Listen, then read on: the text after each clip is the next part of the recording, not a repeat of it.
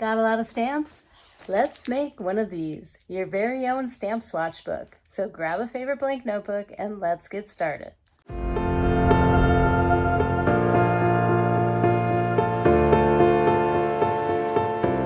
I'm down in the basement in my office space with my desktop. I switched to top-down view, and this is the notebook I'm going to use for my stamp swatch book. And it is an 8x8 square Archer and Olive notebook. Of course, what else would I use? No, just kidding. But I wanted to just reference that you can use anything to create a swatch book for your stamps. So if you wanted to do a lined notebook, a blank notebook, this is a dot grid notebook. You could even do copy paper, honestly. If you wanted to just make a swatch collection book with copy paper and then do a 3-hole punch down the side and throw it in a binder, you could do that. You could do a single ring punch on the top and have it loose and just have a flip through. It doesn't have to be any kind of fancy notebook, but I am using this one today. So let's get started. We're going to go ahead and open it up. And on the name page here, I thought we would just add a little decoration. So I have my name stamped out here. I'm just going to add it here. And then I probably will go back in and consider doing something like swatch book. Just going to put this here. I'm going to preface this whole tutorial by saying that I'm not the world's best stamper lady. I didn't do a lot of scrapbooking back in the day and age when scrapbooking was a thing. And so I'm still figuring that out. So these stamps I like to use, it's a set of alphabet stamps. I've linked it down below in my description, but I bought these off of Amazon. They're pretty great because they interconnect and then you can keep your stamping more even. And so we're going to call this stamp, really original. We're going to call this stamp swatch book. So I'm just going to get that set up and stamp that out. I like this stamp set because you'll get some repeats. You get a set of capitals and a set of lowercase. And so I do get some repeats. So I'm actually able to have all this stamped out without having to stop in between or switch them up. If I am trying to create space, I'll just take another interconnecting one and just use it as a placeholder.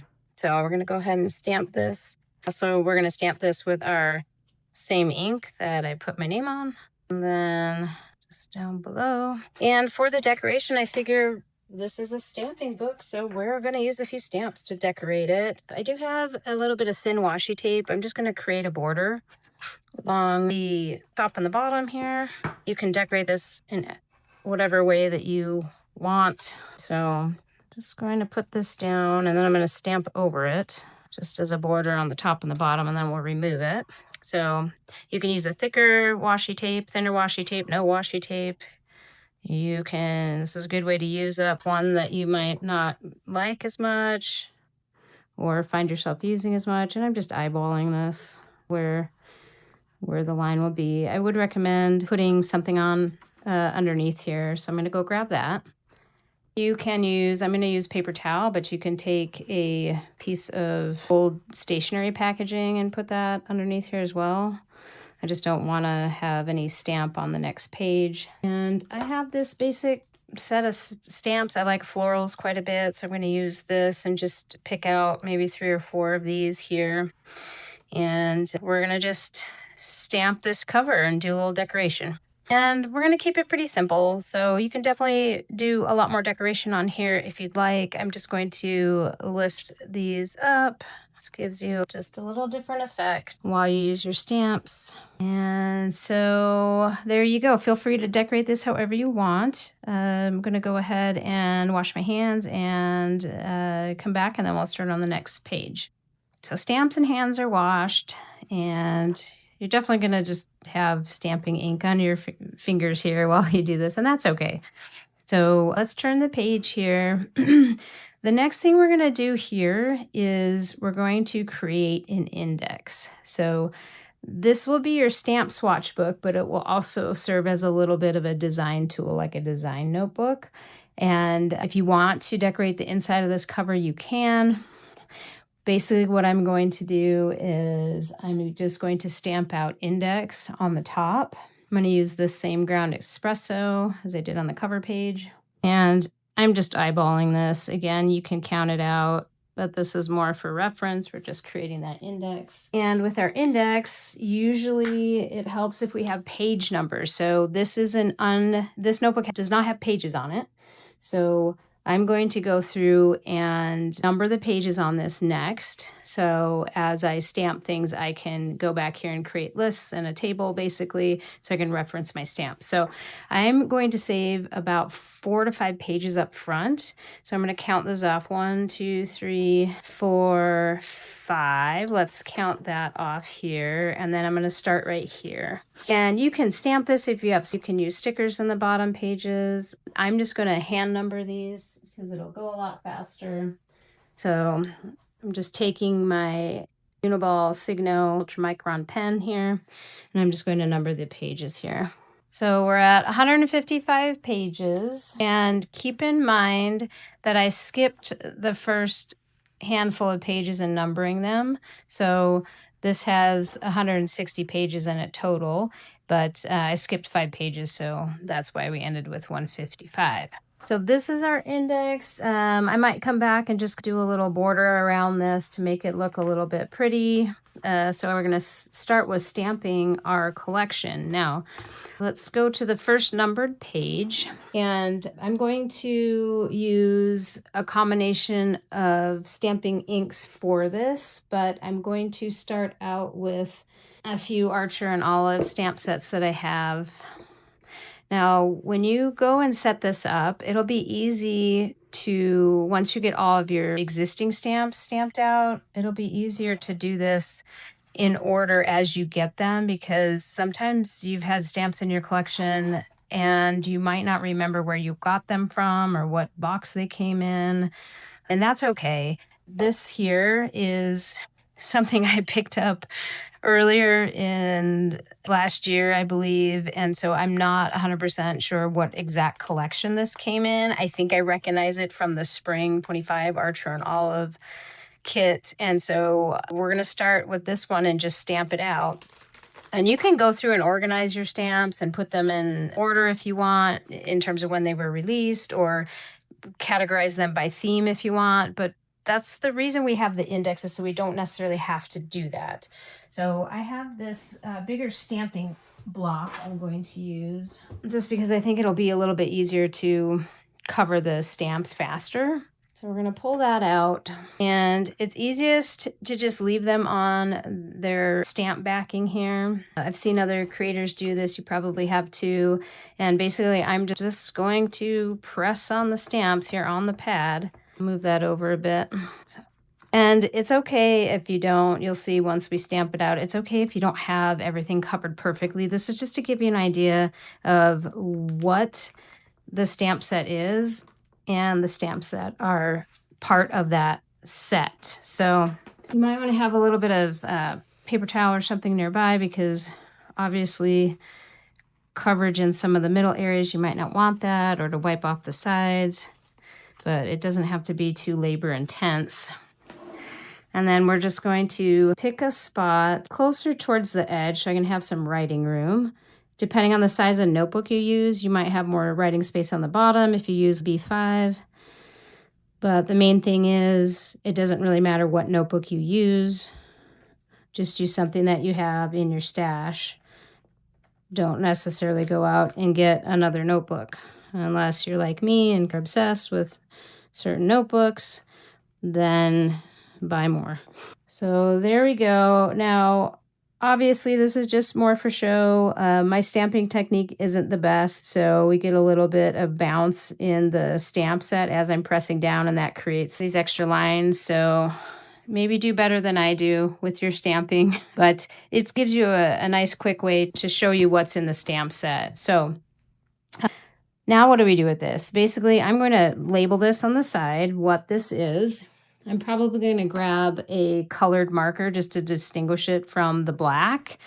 So I'll go grab that, and then we'll get this labeled. I'm just going to use a Tombow 312 for this, and going to, actually, let's write with this side here.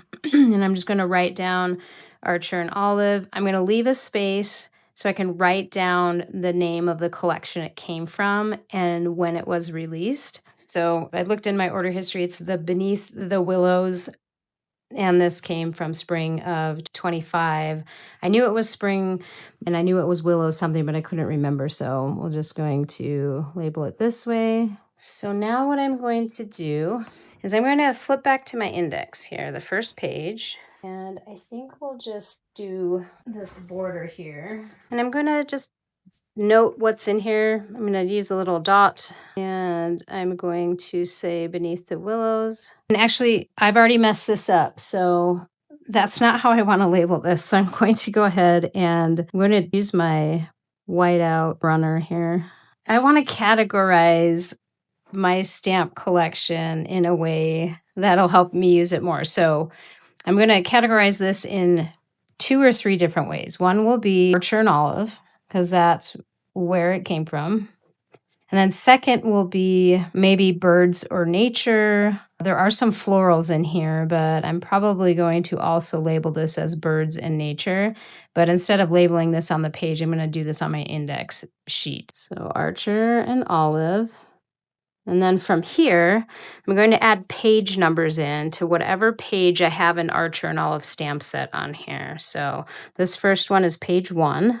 So I'll probably start about here, and I'm going to leave some space, comma. I'll leave a couple of lines. And then the next way I'm going to categorize this is birds and nature. So I'll leave 2 spaces because I can then continue page numbers here. And then I'm also going to do that as page 1.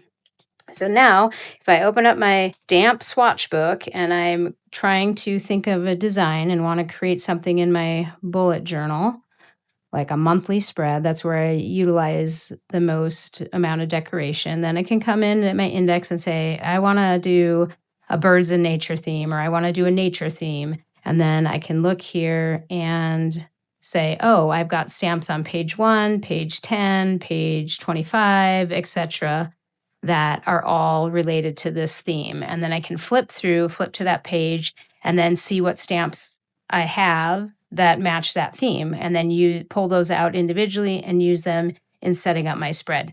So I'm going to go through and stamp a few more. So let's do another one. And then here I have another Archer and Olive, and this came in one of the subscription boxes within this last year, and this is the Alpha stamps, and these are very well loved and used. I think a lot of you, if you have the same stamp set, I'm just going to rearrange these on my paper, and I'm going to get out my stamping pad. Let's use a different stamp. Actually, let me show you how you could also use a different stamping pad for this. Sorry, I'm going to grab one of my archival inks, and then I'm going to set my notebook aside just so I don't get any other paper on that. And then I'm just going to use my stamp pad with all my Alpha stamps still on the paper, or still on the backing sheet here.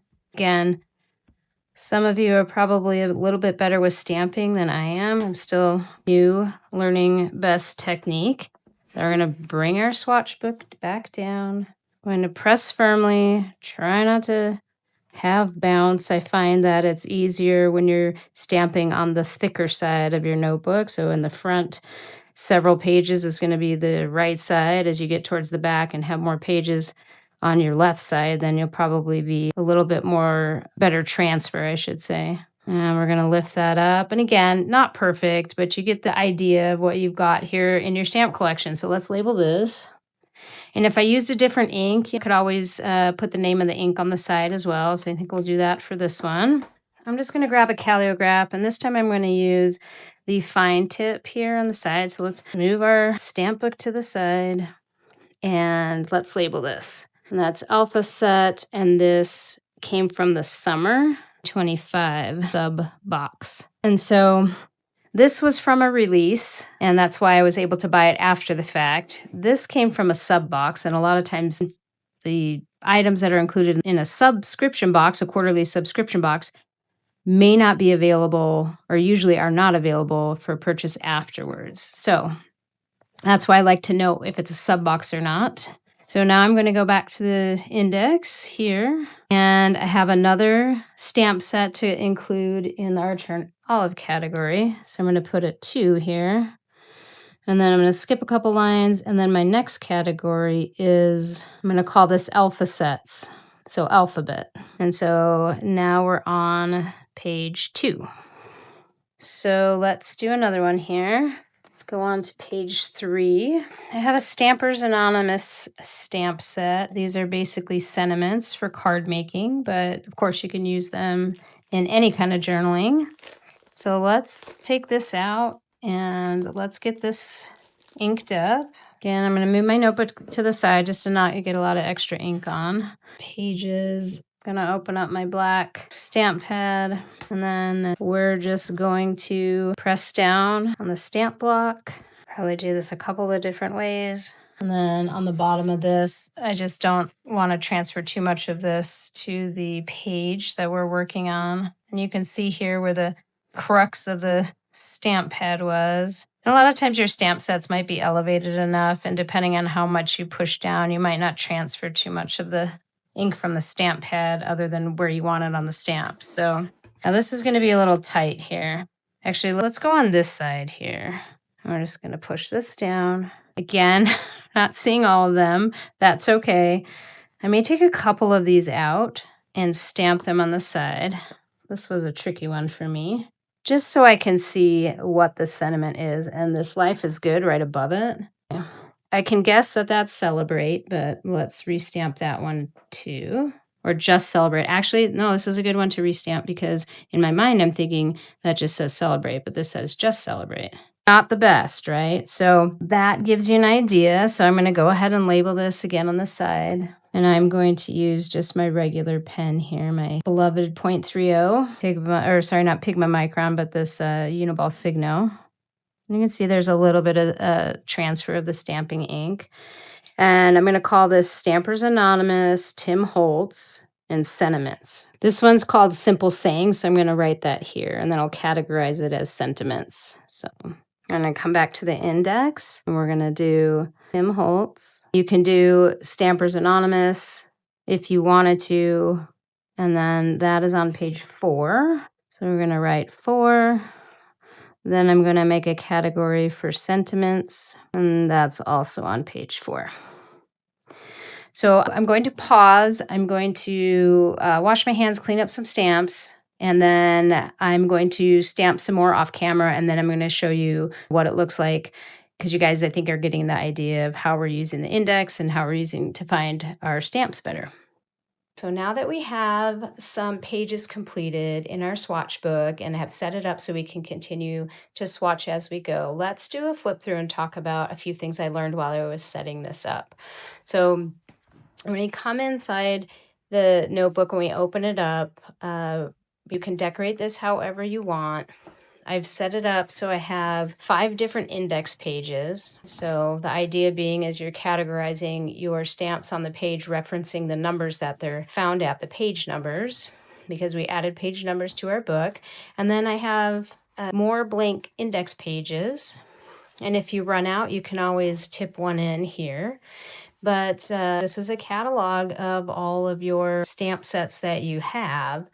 And if you have, like me, I've had a lot of stamps in my collection and haven't done one of these yet. And so this I'm setting up to be not only an organization tool, but also a design tool. So when I want to go through and create certain spreads, I can pull out my book, I can flip through it and see what I have on hand, or I can go straight to the index. And if I know I want to create a spread using florals and nature themes, I'll go to these pages and I'll look and see what I have on hand. And then I can create my spread based on my book first before I go searching through all my supplies in my stationery stash in my craft room, and then I can use this and just pull them out instead of looking through everything every time I want to create a spread. The other thing I realized is you can make a swatch book for all of your supplies. You can use it for washi tapes, PET tapes, your markers, so they're very handy tools to have. I'm going to be creating a few more swatch books, and so I will have those video on those as well in the time to come. The other thing is having something like this can help save you a little bit of money, because you may feel like I want to purchase more of a certain type of stamp when it comes available. And then you realize, well, let me look through my swatch book and see how many functional stamps do I already have? And can I make what I have here work? How many check boxes do I have? How many floral patterns do I have? Do I really need to buy any more? And so that might save you some money if anytime you're looking at making a purchase, pull out your swatch book, flip through it, and see what you already have. A third thing I realized is use different inks when you are creating your swatch book. And I'll tell you why that's important, because sometimes you'll have inks even from the same line and the same brand, and some colors will ghost on your page and others will not. I'm going to give you two examples. So I have two archival inks here that I've used in creating this swatch book. This particular spread here, these Archer and Olive alphabet stamps, I used this watering can from the Ranger archival ink line. And for some reason, in this ink particular, this color, it ghosted through. You can see some of the alphabet stamps from the previous page. But then when I used this Seafarer color, there was no ghosting. So this was on this here. That's why I like to use different inks and reference which ones I have, because I can go back and see, hey, I remember that ink ghosted, or in this case, this one didn't. And then you can see on this side here, there's really almost no ghosting. So same brand, different colors. I think maybe you can see a tiny bit of these darker florals from this side here. These darker ones maybe ghosted through a little bit, but in general, this one worked a lot better in terms of ghosting compared to this one. So let me give you one other example. Here I have two legacy inks. These are the newer inks from Archer and Olive. And let me show you an example where one ghosted and one did not. So here I stamped out this Cora Korea Crafts stamps, and I used the Periwinkle ink, and it ghosted on the opposite page. You can see here a ghosting through this, but I did a swatch of this using this particular ink, the deep teal, and it didn't go through to the other side. There's no ghosting on this side at all with this ink.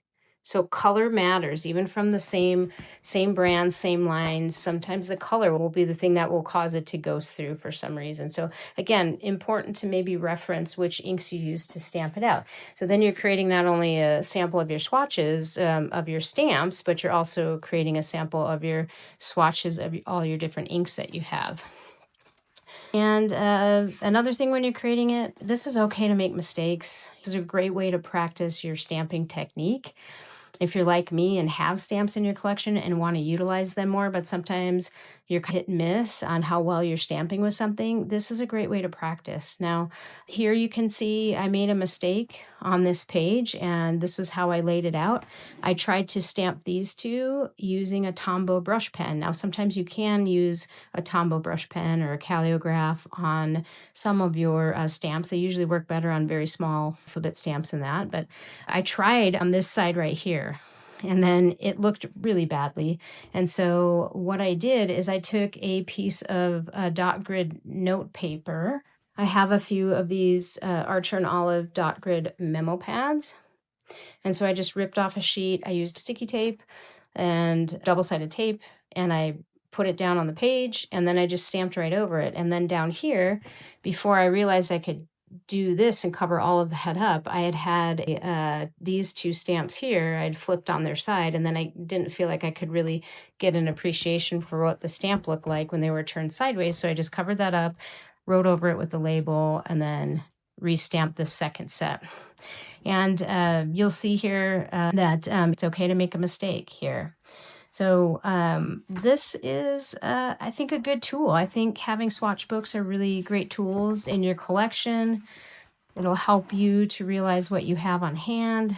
It'll help you to see all the different types of stamps that you have and other stationery if you choose to create them for other things in your collection. So I encourage you to make swatch books of your stationery that you have on hand and use them as design tools. So I hope this was helpful. I hope that you learned some things, and comment down below. I'd love to know what stationery supplies you like to use a swatch book for? Let me know down below. I'd love to hear from you guys. So thanks for hanging out and creating this with me, and we'll see you next time.